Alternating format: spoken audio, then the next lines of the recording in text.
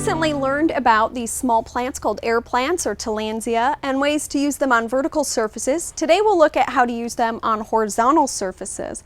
And again, to get started, I simply looked at what I had both in the garden and in my house.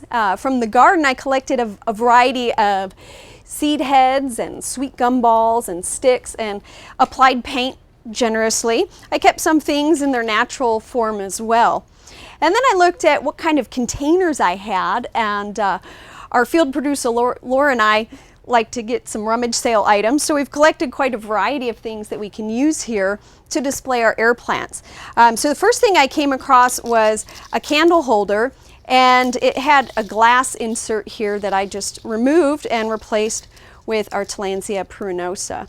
And I liked the contrast here between these upright, stiff leaves and then the rustic look of that rusty metal. Another item I had on hand was a creamer, and this came from my grandma's collection, so I hope she appreciates the use of it with the plant. And here we have just the plant by itself, and it has a lot of character in its own. A lot of people use glass dishes like this to display decorative balls and other items, so I played off of that idea, and I have a collection of items in here. There's some of the grapevine balls, there are gourds.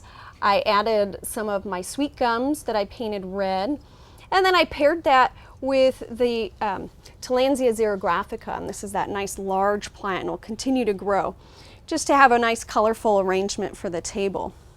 I also found some small glass jars that I thought were just very bright and playful and looked really well with the green coloration. So here we have our fire of tingo that's getting ready to flower.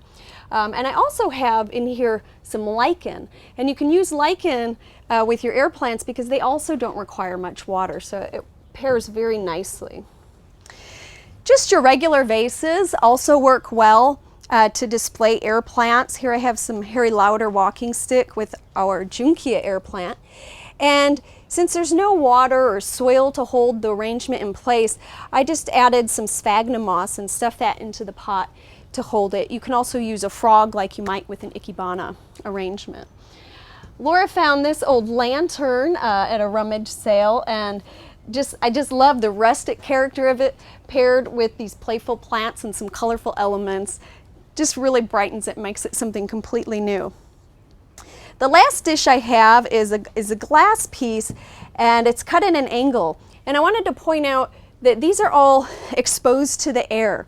Now you can use your air plants similar to how you would arrange a terrarium, but the main difference is terrariums are closed, but air plants need to be open so that they get good airflow and they dry. They'll rot if they're in an enclosed area. So here we have, this is the Medusa air plant, and I've just paired it with some sweet gumballs and a Harry Lauder walking stick. Now I can easily add color to that by adding some of my painted seed heads. Those came from the Rattlesnake Master. I might replace my stick with a painted one. Air plants are so versatile that we can really find a display method to match any personality in any home. So I would encourage everyone to just have some fun with these.